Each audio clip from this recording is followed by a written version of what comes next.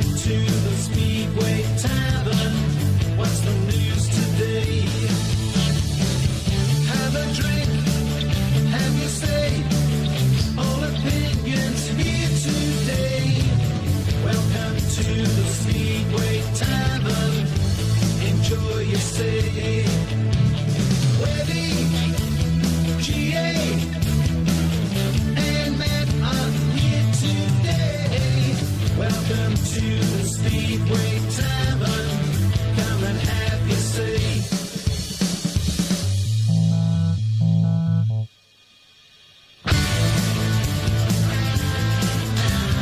British Speedway's golden generation was in the 1970s, where the likes of Collins, Simmons, Wilson, Louis and Lee carried the Union Jack with pride. In 1978 there were many commiserations for Dave Jessup, an engine failure in his opening race costing him dearly at Wembley. But while there was sympathy with Jessup, it overshadowed a fine performance by another Englishman who pushed the Great Dane Ollie Olsen all the way before settling for silver in what was his only appearance on the big night. Tonight we pay tribute to one of British Speedway's most underrated riders, Gordon Kennett, who passed away yesterday at the age of 70. Gordon was a classy performer who I was very lucky to see in the twilight of his career in the mid-90s, and guess what? He was still a classy performer then. Rest in peace, Gordon, only in Speedway. Good evening, everybody. Good evening.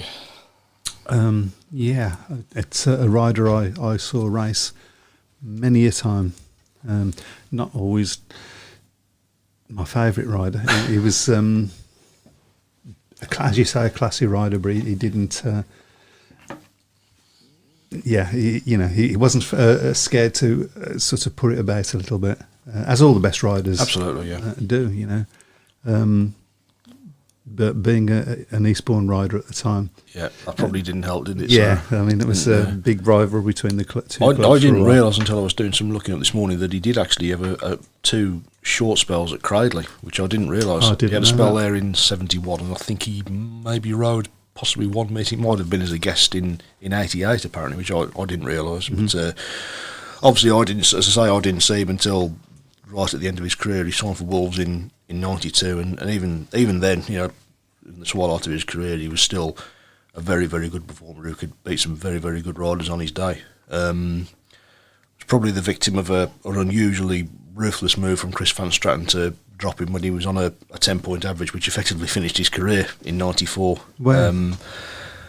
He'd had a really, really good start to that season, and from reserve, and he ended up on I think he'd ended up on about a 9.5, 10-point average. And riding at number one at that stage, of course, unfortunately, he wasn't able to do that then. So the team change was made, and it was a bit of a surprise. It probably was the right decision, but he was certainly he'd won a lot of friends during his time at Monmouth. He was actually at Monmouth about 2-3 weeks ago. He might even have been on Bank Holiday Monday, and I saw him, and he looked no different to when he was riding for Wolves. I think, by all accounts, he kept himself fit. Obviously, it's well documented. Of course, he had suffered with diabetes for many years, but was still actively, still wasn't actively involved in Speedway in any capacity. But he still watched a lot of Speedway, and he was, by all accounts, working very hard with people to try and get Speedway back into Eastbourne, which of course is the club where he's sort of most connected with. So, very sad news, and in an era, as I say, when we had so many top riders, he was certainly someone who, on his day, was capable of beating the very, very best, and was superb in that 78 World Final. I think he was the only rider that beat Olsen that night. I think his first ever race in the World Final contained Ollie Olsen and Ivan Major, so that was a real baptism of fire in that one, and he won the race. So that was a dream start for him, and he went on all the way to get the second place, and of course never quite got to that level again, but very, very sad news. So rest in peace, Gordon, and I'm sure the first there'll be a lot of matches over the next few weeks where there'll be tributes paid to him, particularly at the many clubs that he rode for. Yeah, absolutely, and well deserved as well. I mean, we'd love to hear people's memories of Gordon Kennett. I'm going to have to say it, Gordon Kennett.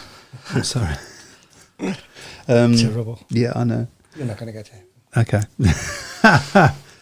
So we'd love to hear people's memories of the great man. through the night. If you have any, shove them up on your on the shout box, I should say.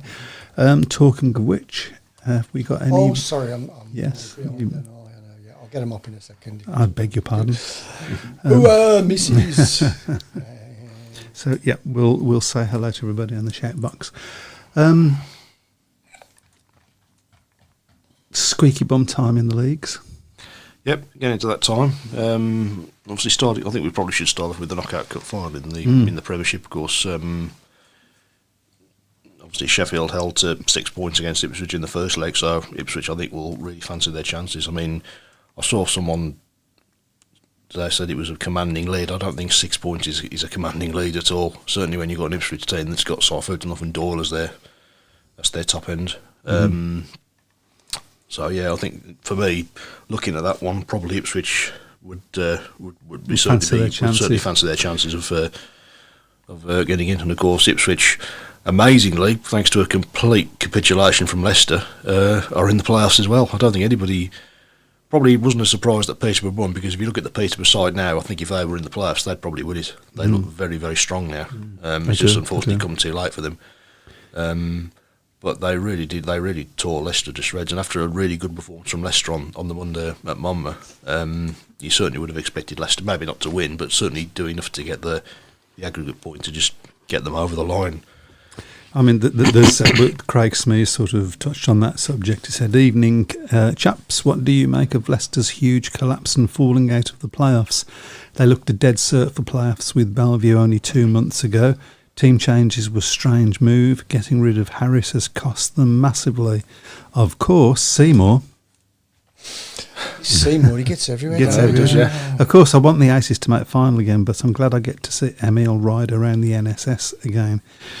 I think it was quite ironic, wasn't it? The bomber was in the Peterborough team, of course, that put Leicester out of it. I get the impression as well that he was very unhappy to lose his place at Leicester. So I think he's not hid that at all. No, he hasn't. So I mean, I think that Leicester were a little bit unlucky to catch Peterborough when they caught them, when they were arguably one of the best teams in the league. But also the Nick Morris situation. I mean, what happened immediately after the Nick Morris situation is really where the nail was put in the coffin for Leicester this year, I feel. Yeah. They really should have been in there by the time they got to Peterborough. I would say for Birmingham as well. Yes, yeah, absolutely. Eddie Kennett is carrying on his legacy, says David James. Is Eddie riding any? It's not riding, is he? Not at the moment, no. I think so. Alan Atherton, is Birmingham at threat of not being able to race there next season? I would say that's a yes. There is definitely a threat at the moment. I mean, I want to touch on what Nigel Tolley said on the centre green, which was very interesting, I thought. Yep. Would it make sense for Wolves, Birmingham and maybe Cradley to look as a joint venture? It's a nice idea in theory, isn't it? Whether it would be... Where would you put it? It would have to be in the middle of all three, wouldn't it? Unfortunately, you've got to find land. Also, you've got to find somebody who's willing to put the cash in to do it. And then you've got to find supporters willing to travel. Yep. It's a nice idea in theory, isn't it? You know, three Midland clubs all being able to run different nights at one place, but it just I think it's sort of pie in the sky a little bit at the moment. Yeah, I think so. Also, I don't think the BSBA are particularly keen for people to track share. I think at the moment it's probably a case of cutting off your nose to spite your face with that. Well, since we're talking about that, obviously Birmingham won against Plymouth last week. It was an entertaining meeting. It was. I thought certainly enjoyed my few races that I saw on the centre green. So it was good to have Terry the track back on the tractor, and the track was much better for it. Yeah. But interesting comments by Nigel Tully in the interval there, talking about a big meeting that he's having and which will secure the future of Birmingham. He hopes, of course. And mentioning Phil Morris in the same breath. What did you make of that? Well, I thought it was interesting that Phil Morris was there, really, because obviously, his role at the moment within British Speedway is the CEO of the Premiership. I've said, I've heard things. I don't want to say them on here because I don't want to be breaking confidence. Well, I've heard some things as well, so we'll have a little chat afterwards and see what. Remember to switch the microphone off when that happens. So I think there's cautious optimism at Birmingham. I think certainly in Nigel Tolley, I think Birmingham have got the right man in charge. I think he's put an awful lot of money into Birmingham, and he's had pretty much every problem thrown at him over the years that he's been there. And I think really the same with the Masons as well. During their stint, although I think in the end it just wore the Masons down. And I think in the end they had to sort of step away from it. There seems to be a little bit more passion for Birmingham coming from Nigel Tolley. Well, I think the fact that Nigel's local as well, isn't he? I mean, the Masons obviously were based down in Kent Way, weren't they? Yeah. So they weren't sort of on the area. I do think you need to sort of be in the local area to sort of know what clubs mean to their supporters, and I think that probably sort of handicapped them a little bit. I know they had Lawrence, who's obviously based in who's based over Willenhall way, I think. So he was obviously as the man on the track, but I think it would have been beneficial for the Masons maybe to have sort of been a bit more of a. I mean, they were there for most meetings. In all honesty, I think there was a certain match against a team up in the northeast that sort of probably was the straw that brought the camel's back for the Masons, wasn't there? You mean Redcar? Yeah, that's just I think that was beat about the bush. Yeah, But I think with Birmingham, I think there's optimism. I think there's obviously Nigel probably knows there's pressure on Birmingham to run, bearing in mind, of course, that next year there's only going to be Birmingham running in the area. Hopefully, it's only going to be for 1 year, but we'll have to wait and see on that one. Also interesting, his comments in the programme saying about squashing two particular rumours. Yep. Rumour number one, he said, no, Birmingham won't be in the Premiership. Okay. And rumour number two, he's not buying Leicester. Yep. I'd not heard that rumour I at all, haven't, no. to be fair, so. Yeah. But, so watch this space. I think there is a lot, as you say, a lot of room for optimism with what's going on in Birmingham. Optimism tinged with disappointment with what's happening elsewhere. Yep. Losing the likes of Peterborough, Wolverhampton, possibly Edinburgh. Yep. Yeah, that's the real squeaky bum time, of course.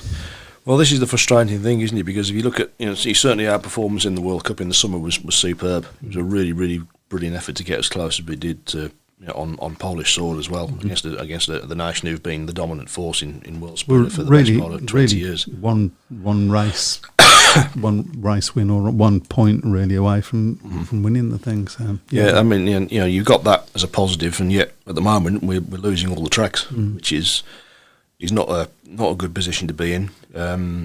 Again, I think while Speedway's in this position where it has to beg, steal, and borrow for stadiums, you're always at the whim of your landlord as to whether he wants you there or not, or whether he wants to sell the land, or whether he just decides, sorry, don't want you here anymore. Nothing you can do about it, unfortunately.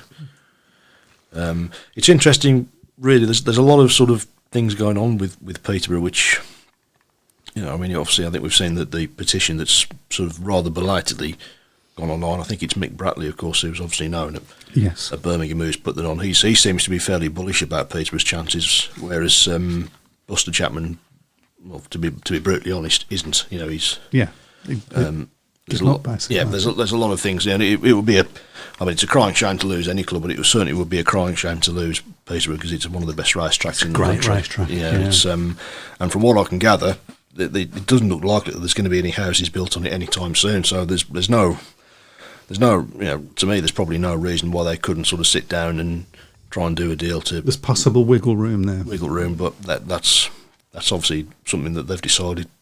No, we're not going to push. So there's a few more comments coming up. We should possibly get through some of them. Good evening to Stephen Bradford, by the way.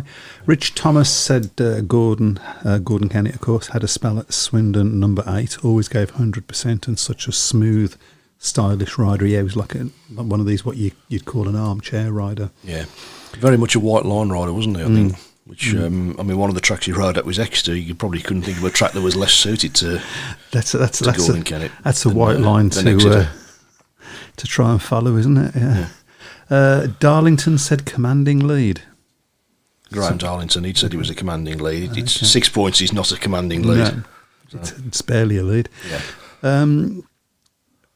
Simon Corbett, is Frick a shoe-in guest for Sheffield at Wolves? I think he would be the logical choice. Alan Atherton agrees, definitely, he says. So Mr. Brian Buck says Leicester, Sheffield and Wolves all seem to have gone off the boil a bit in recent weeks. I think that is true. And, could you see Ipswich being a dark horse there all of a sudden? I could. They've come into the top. They've got into the top four on merit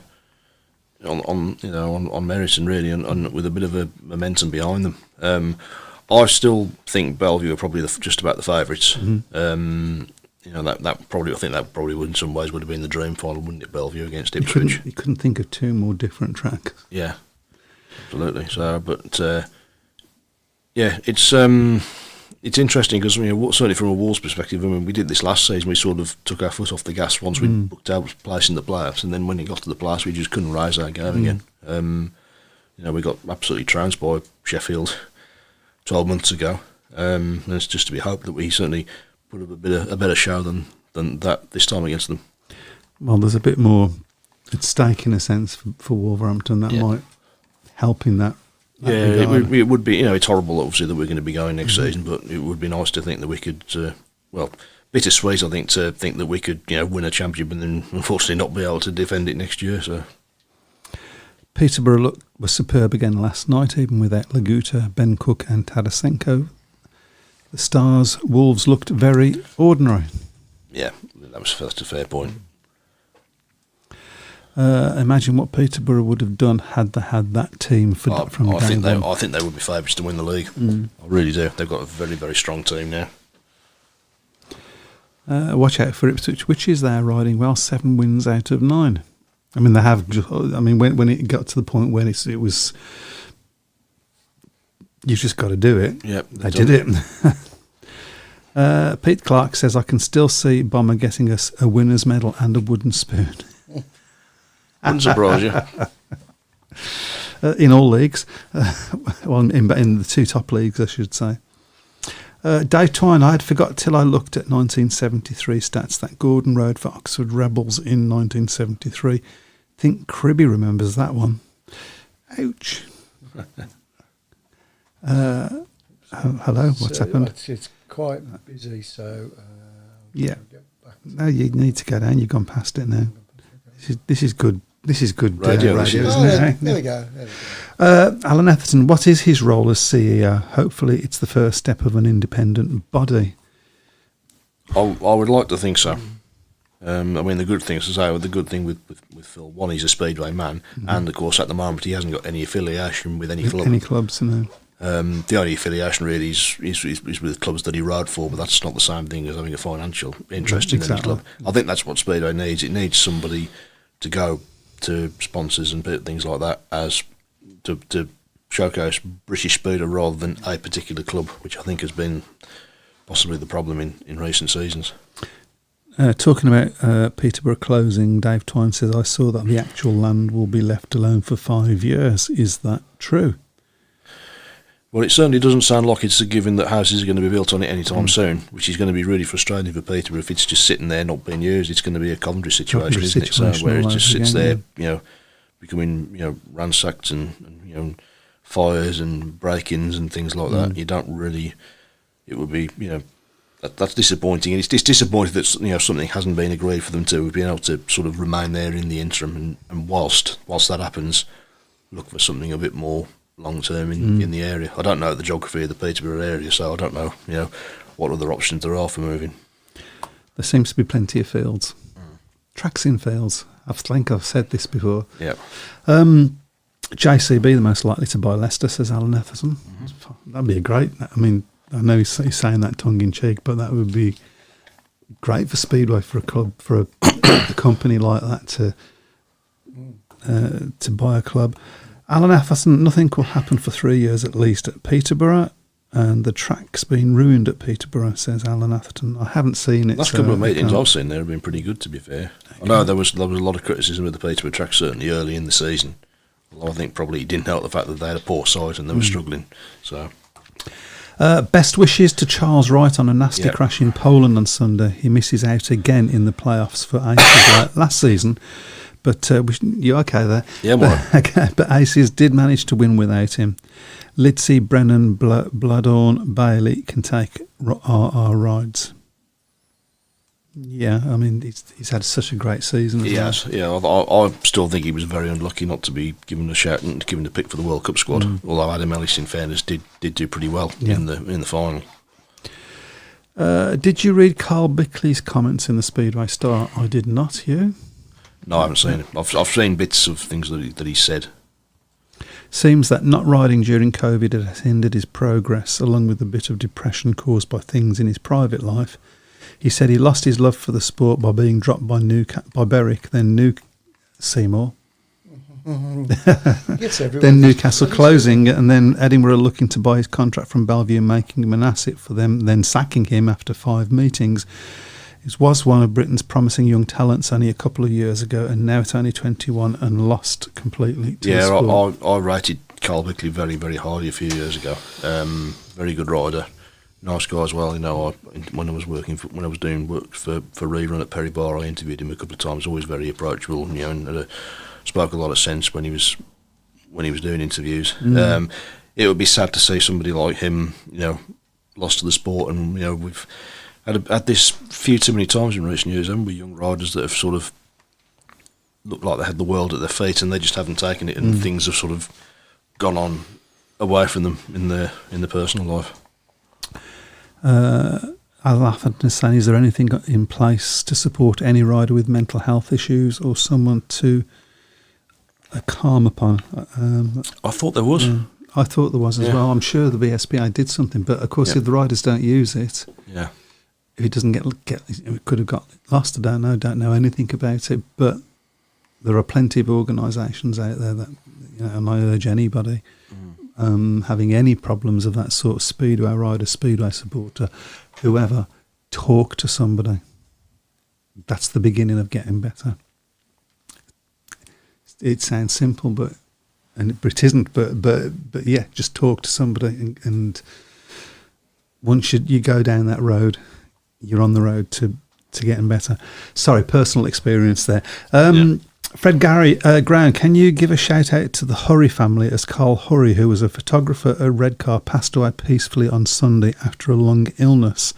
He was a friend of mine of over 40 years and will be missed. He followed Middlesbrough Redcar Speedway teams for a lot of years through thick and thin. We'll miss you, big guy. There you go. I think we've done that for you. Rest in peace. We shouldn't laugh at the jokes that we read before we sell them out, should we really? Rich Thomas says JCB will give good foundations to Leicester. Nice one. I think he needs to stop digging, to be honest.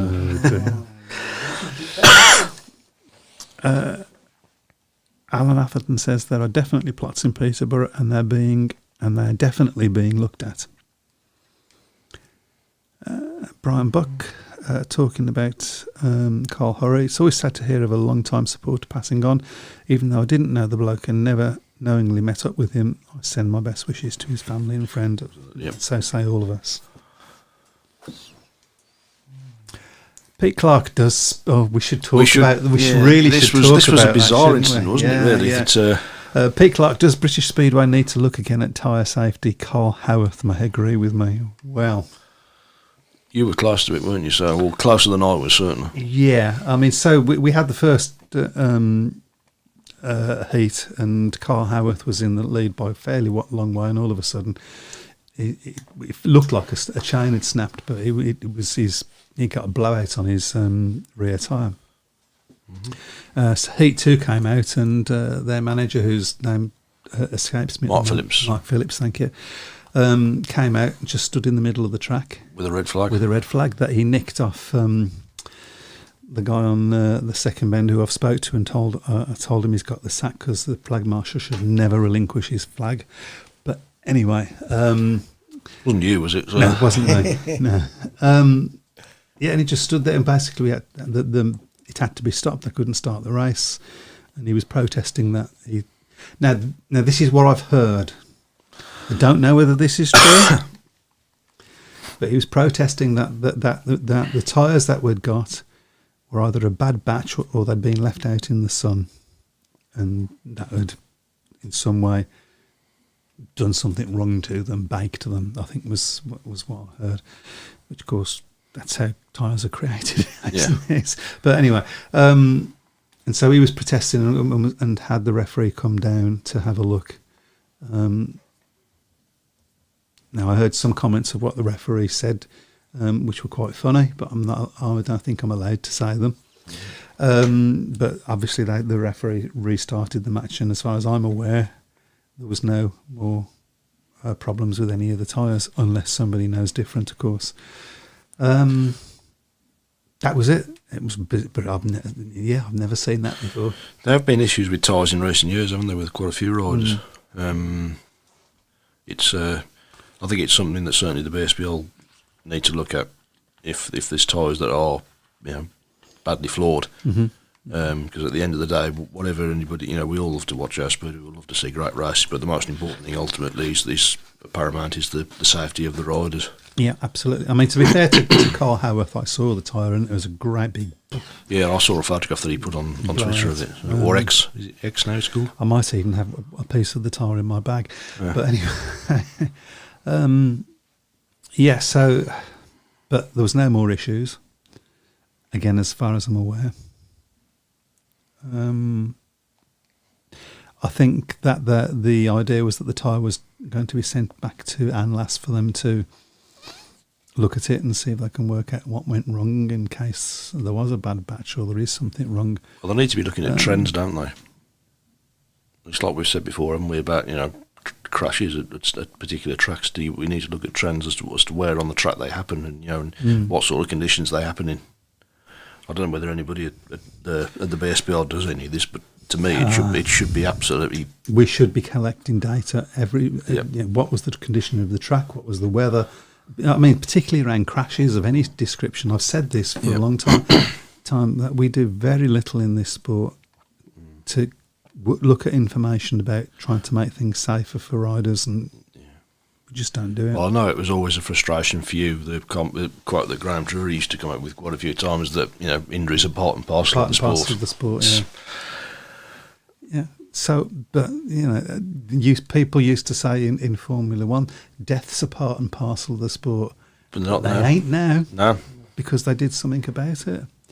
I mean, a driver's life expectancy was something like 4 or 5 years of racing before they could possibly die. I mean, it was horrendous. But admittedly, deaths in Speedway have sort of tailed off from what they were at one time. I always remember, I don't know whether you ever went to the Speedway Hall of Fame at Donington Park. It was only there for about 3 years. I went there once, and there was most poignant thing, there was a big wall at the back, and it listed every single Speedway rider that had lost their life racing, and I think the number on it was about 110.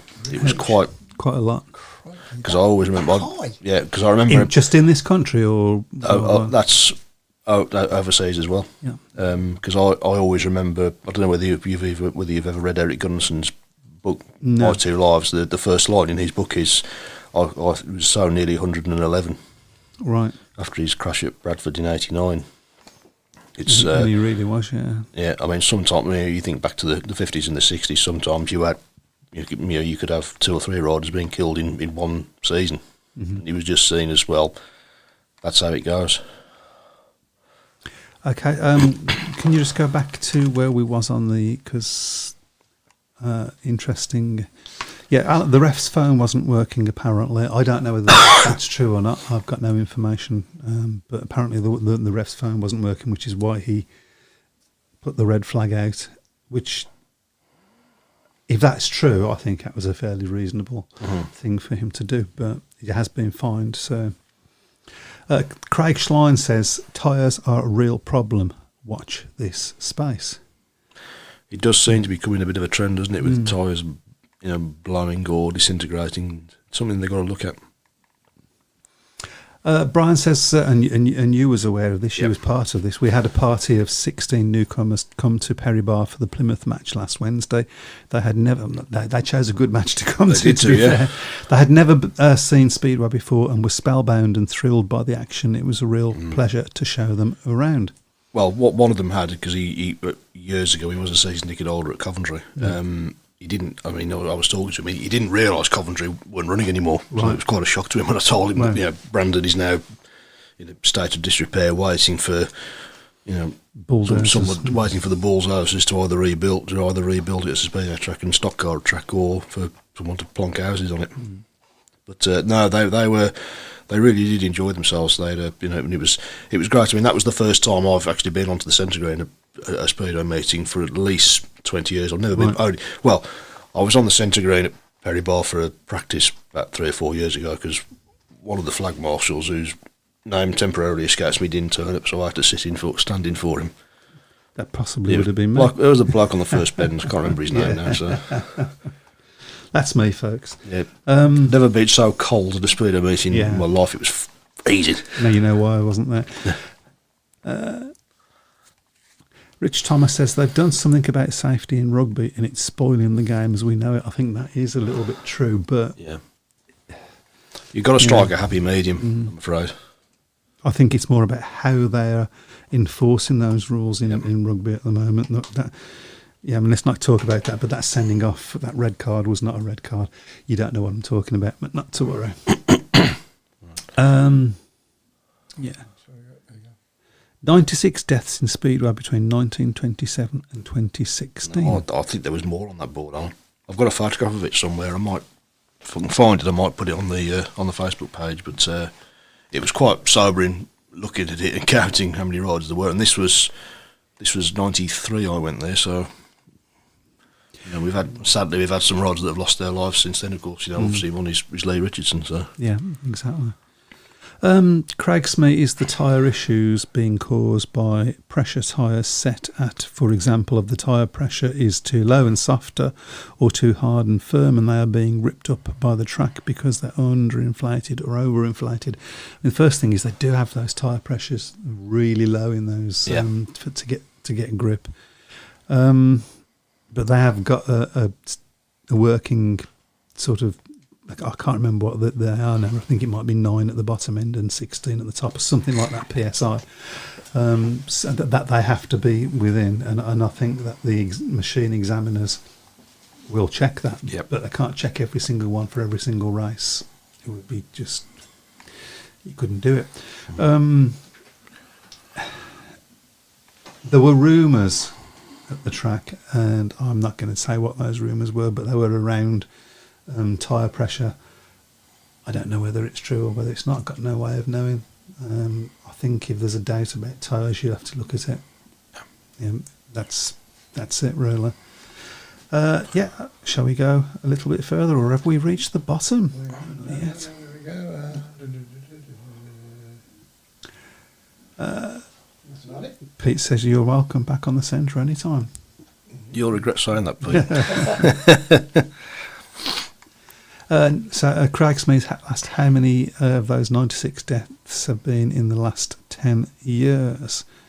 And Craig Smith says 3. Rampola was the last one in 2016.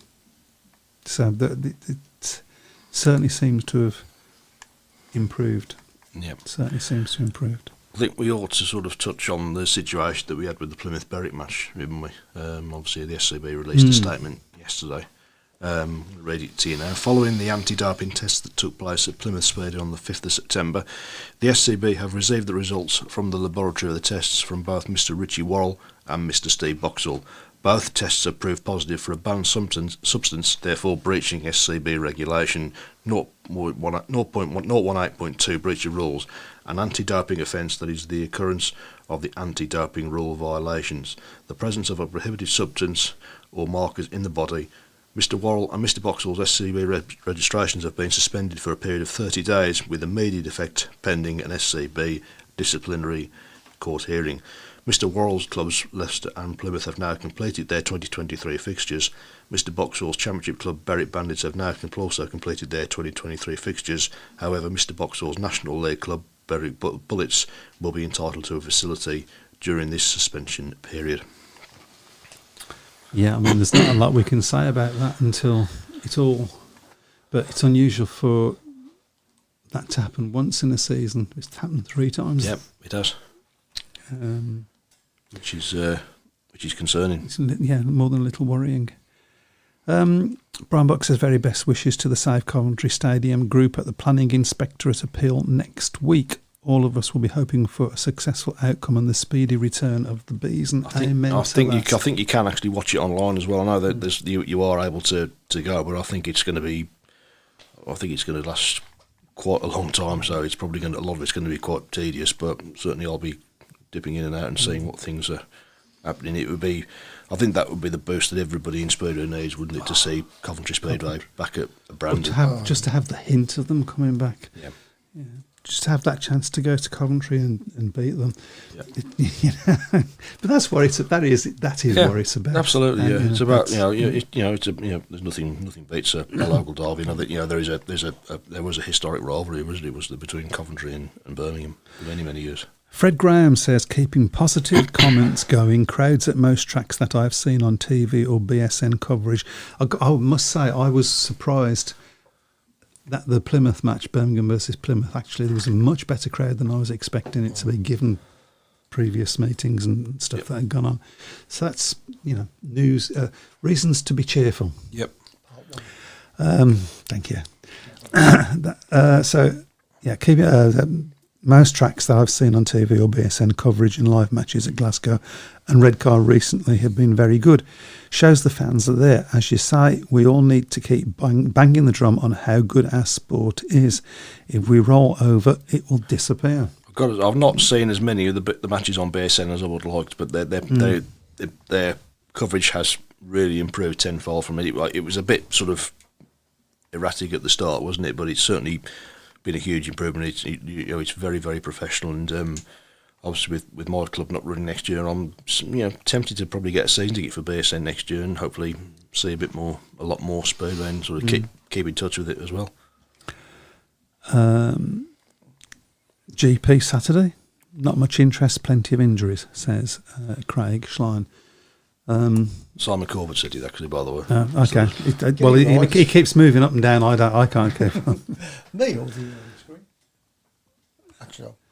So Craig Schlein says tubeless sidewalls, compound pressure, weather, temperature, all a part to play. But tyres need to be safe. That's it's fundamental. Brian Reed says, I noticed Troy Batchelor has improved with his points in a big way since you slated him off the other week. I did walk past his van and there was actually a photograph of you on a dartboard.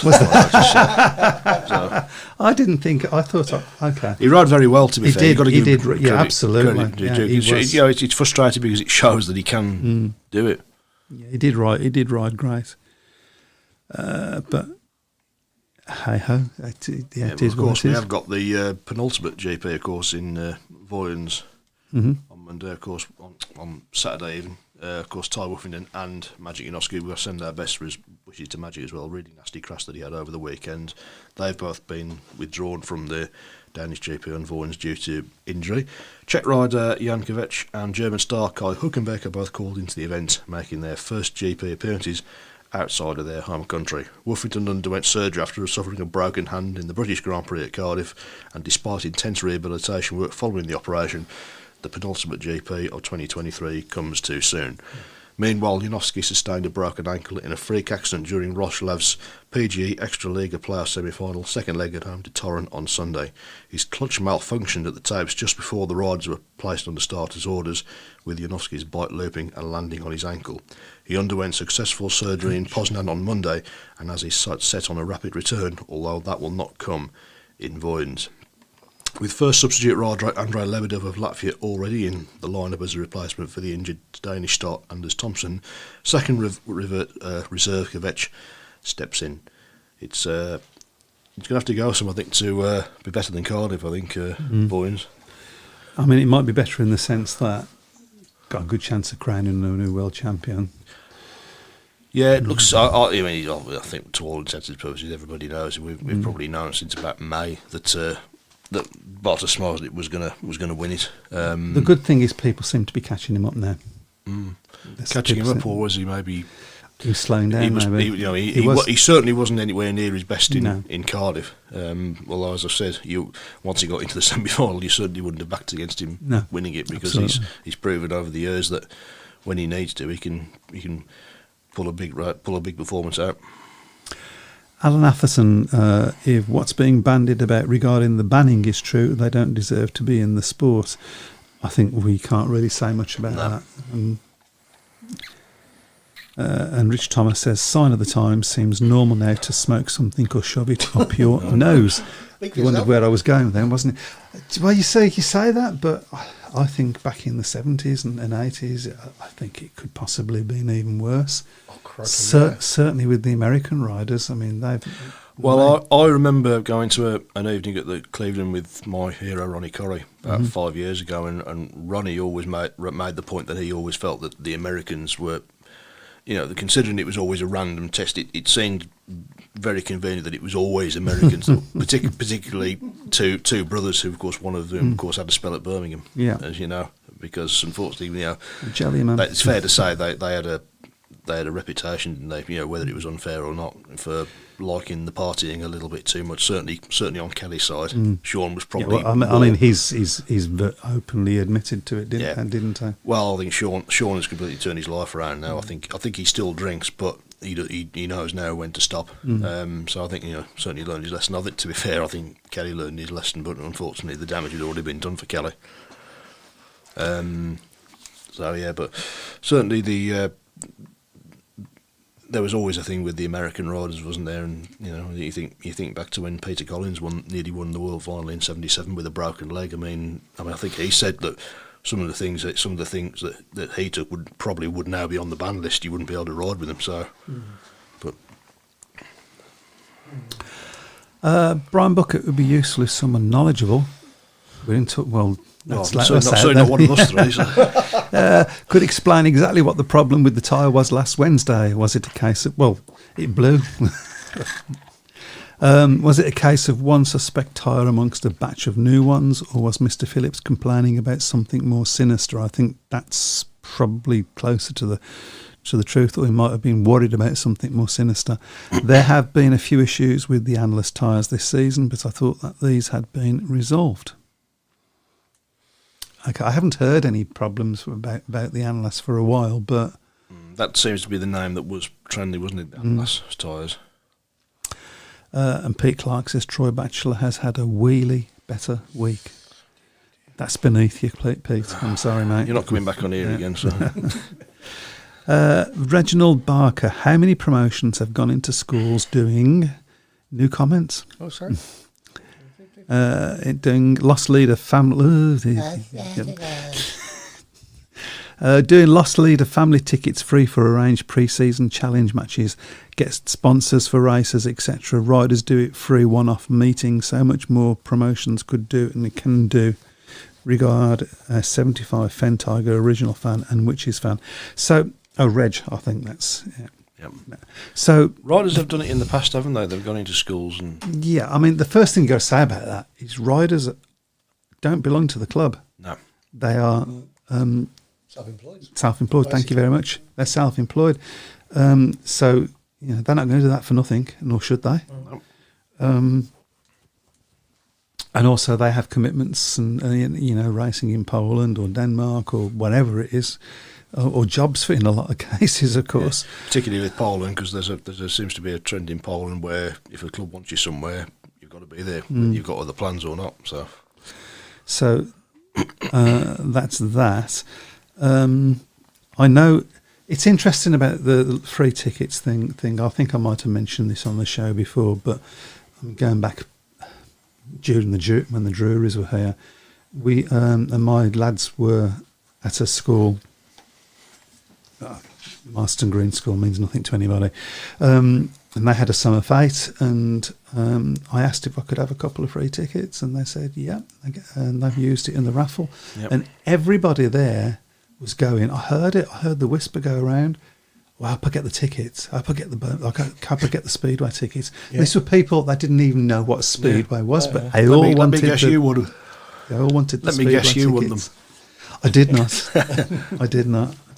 I know I do know the person that won them, and they were more than happy, and they did come along and so on. Do they still come now? No. Did they come for that one match? Did they? Yes. This is the problem, isn't it? It's They getting, enjoy you it, know, Keeping yes. them, yeah. it's like years ago when Lakeside did a thing where they let everybody in for free. Loads of people came, but the vast majority of them didn't come again. I think they went through a stage as well where they allowed free admission to anybody that was in the armed forces. I think it was for Armed Forces Day. They did it that a couple of times and had big crowds in, but nobody really took them up on it again. No. Yeah, that's the thing, isn't it? Keeping them in. So, Don't let them out. but however, let's not be too negative on that. You've always got to be trying to get new people in, because like those guys that you saw, will they come again? Well, there's a likelihood that they'll come again. Yep. Because they really enjoyed it. I believe they were from Lichfield way, So that's within Yep. range, really. we ought to go on to our... I was going to say, we need to push on, really. Oh gosh, yeah, I didn't realise what the time was. It's just flown by, actually. Just flown by.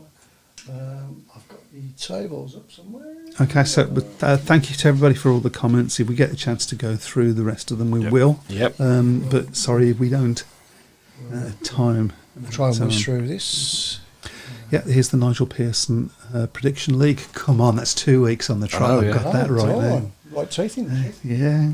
Simon Corbett, he's gone 3 points clear. Wow. My God. You've got the address, haven't you? Ready to... We need this guy needs to be handicapped next season. Well, to be fair, at the start of May, he was about 20th. Yeah. To give him his due, he's Give him really his has... due. He's done well. Yeah. Yeah. No, can't complain. Mike, the lowest Lowest of the low. presenter of all time, I think that could be. He'll get a special prize for that. My customary position, I think. Yeah. That's, Right, shall we go for it? Shall we do it? Yep. I believe. Obviously, I did post the fixtures on Saturday, but of course we have had some additions with the scheduling of playoff matches, particularly in the Championship. So some of these fixtures you may not have seen on the post. So we'll go through them. Start off on Wednesday, tomorrow night. Poole against Scunthorpe in the playoff Group A. I'm going to say it's me to go first. Poole by 12. Poole by 14. All by 16. Okay. Next up in Group B is Oxford against Glasgow. That'll be a tasty one. Oxford versus Glasgow. It's up to you, Matt. Oxford by 4. Oxford by 10. Oxford by 6. Okay. Premiership Knockout Cup second leg of the final on Thursday. Ipswich against Sheffield.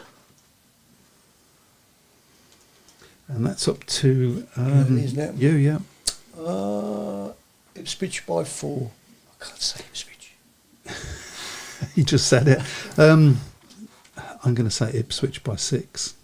I thought you were going to say that. Nothing to do with the scoreline in the first leg. not But at I'm all. going to go the same thing. It wouldn't surprise me. Okay. Okay. Next up on Thursday, Peterborough against Kings Lynn in the Premiership. Peterborough by 18. Peterborough by 22. Peterborough by 20. Okay. On Friday in the Championship playoff Group A, Edinburgh against Scunthorpe.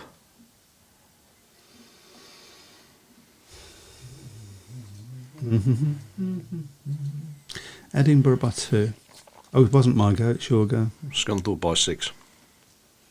Scunthorpe by 10. I'm still saying Edinburgh by 2. Okay. Then on Saturday in the NDL, Workington against Kent. Dun, dun, dun, dun, dun. And that's up to you, dear boy. Is it? I'll go Kent by 4. I'll go Workington by 6. Seems to be my favourite number tonight. I'll go Workington by 10. Got that one wrong then. Okay. Next up, also in the NDL, Berwick against Bellevue.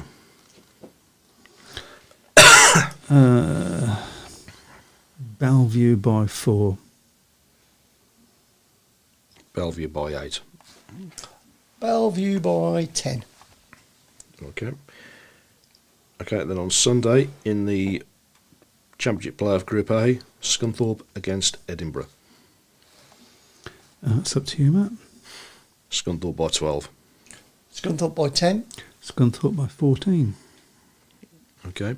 Then the Premiership Playoffs, they start on Monday. First leg, Bellevue against Ipswich. What a way to start. Where? That's up to me, isn't it? Mhm. Bellevue by 6. Do you know, I'm going to say that as well. Can't copy.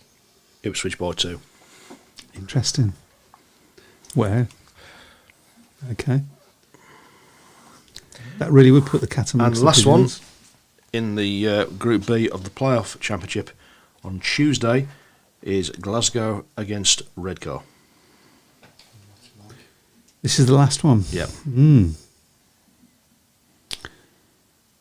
Glasgow by 14. Glasgow by 10. Let's go by 12. Go in the middle. There we go. Okay. Yep, so put your predictions up. Obviously, as I say, that post on Saturday was put up before a lot of these were scheduled, so if you've missed any of them, please post them. Don't post them after the meetings have finished. That's not... Yeah. This would seem an opportune time to mention that we're having a break. Yep. It would be, yeah. We're having a break because I'm going on a fact-finding mission. I'm going to have a look at the Speedway in Mexico for the next Yep. 3 weeks. So I'm really excited by that. And I'm going to watch the Speedway in Turkey. Okay. They do a lot of it over there, apparently. When I said look far and wide for a sight for walls, I didn't mean that far. I might see a few Bellevue fans, I guess. And then we're going to come back and round off the season, aren't we? We're going to come back and round off off the season. We'll see. Yeah, after the 3 weeks, see where we are, who's won, and all of that, and we'll possibly discuss a little bit more about what we're going to start next season with. Hopefully, this live show. Nice. Good. Yeah. So, yeah. There'll be a few. Obviously, we'll probably have a few things decided by the time we're back, won't we? So, Yeah, I would have thought so. So. It's just the way it's worked this year, folks. So, apologies. that was quite clever for you, booking holidays in the playoff term, wasn't it? Because What are you saying? that sort of suggested you didn't think Birmingham would be figuring. So. There again. I'm going back a couple of years ago. We missed quite a lot of shows due to weather, as I remember. So, it wasn't too bad the last couple of seasons. Yeah. What you're saying is you haven't been able to afford to go on holiday as much. That's true. And there was COVID as well. Yes. So, do you want to go back up and we'll catch up on the last few comments before we can? We've got 5 minutes, haven't we? Okay. I'm just picking up from one but just above it. There we go. Be interesting to see if Emil and Laguta get picks and are brought back into the GPs. Think it would make it a more even playing field. Sadly, think it could be at the expense of Ty, Dudek or Mikkelsen. That's the problem. I think Ty's a big threat to lose his place. Okay, we've talked about his record as a 3-time world champion, but he's he hasn't been winning Grand Prix for a good few years now. He hasn't been close to winning the World Championship for a good few years either. So, and with Robert Lambert, Robert Lambert's obviously not completely settled in the top 6 as of yet. Dan Bewley's sort of a bit more stable, though I think he's still got a little bit of work to do. He's probably may well be the fall guy. Patrick Dugan, of course, obviously Poland. We've got a raft of riders now for Poland, so he might possibly be under threat. And he's as well. not had a great season, has he? He rode well at Cardiff, but to be fair, he always rides well at Cardiff. It's I wouldn't have been surprised if he'd have won there because he seems to have a knack of doing well at Cardiff. Nigel, we said it before, but Cardiff rode so well. Yeah, It was a nice track. Rich Thomas, Nigel Wagstaff had his faults as a promoter, but he went out to promote his clubs, schools, fights, etc. Pushed the Speedway big time around Oxford. I think I can only talk from personal experience. I think Birmingham have done quite a good job of doing that. I mean, just I can't go out the door without seeing Birmingham Speedway on the back of a bus. yeah. It's so they're certainly been trying. Fred Grant, can I say the atmosphere at Ashfield on Friday was amazing. The riders from both teams, Glasgow and Oxford, put on a belter of a meeting. Vadim Tarasenko had one of the best debuts I've seen for Glasgow Tigers. If you get the chance, watch it on replay on the SM. One of the riders, I believe, we was trying to sign, by the way. Yeah, he's been a revelation, hasn't he? He's certainly made a big impression at Peterborough. Yeah. Again, we've seen a lot of the top teams are providing some great racing in the championship. It's just unfortunate that there's just such a big gulf now between the teams at the top and the teams at the bottom. It's got to be something that they sort out. I'm going to leave the last word to Pete Clark. I think I should do. I've enjoyed the last hour better than laying sheets and tyres. Amen to that. Amen to that. Right, well, as I say, we've got 3 minutes to go, so yeah, we'll wrap it up now. We will see you again in 3 weeks. Please remember where we are. Yep, we will be carrying on putting predictions on every week as well. Absolutely. Yep. So keep those going. Take care, everyone. Enjoy your Speedway. If you're involved in the playoffs, good luck. And see you in 3 weeks. Take care. Bye-bye. Good night. Good night.